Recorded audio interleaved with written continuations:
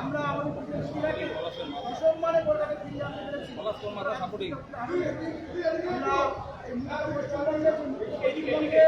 অর্থাৎ আমরা একটা মুক্ত চিন্তা আমরা পেয়েছি। আমাদের মুখ্যমন্ত্রী ধন্যবাদ যিনি আমাদের সুযোগ দিয়েছেন যে আমরা ব্যবস্থা করেছেন। আপনার মুখে কিছু কথা শুনতে চাই। আমরা করলাম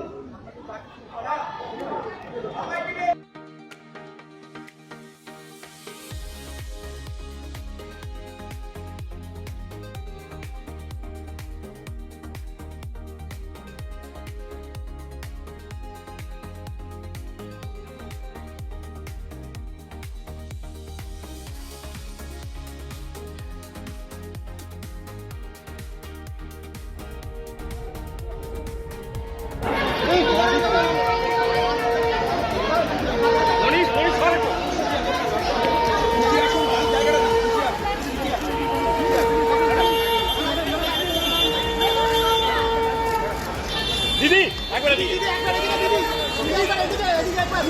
20 বছর পরে দিদি 20 বছর পরে কিরকম অনুভূতি?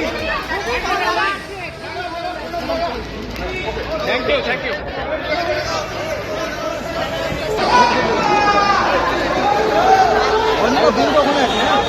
ছাড়ি দাও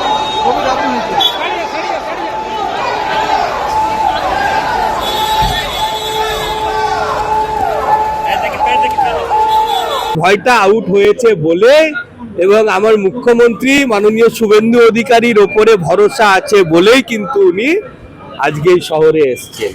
মাননীয় মুখ্যমন্ত্রী ওনার সিকিউরিটির থেকে শুরু করে সমস্ত ব্যবস্থা করে দিয়েছেন এবং ওনাকে নির্ভয় দিয়েছেন যে আপনি ভারতবর্ষে বৈধভাবে বসবাসকারী একজন বাংলাদেশি নাগরিক, আর আপনি ভারতে যেখানে খুশি যাবেন, যেখানে খুশি কথা বলবেন, আপনার মন খুলে কথা বলবেন।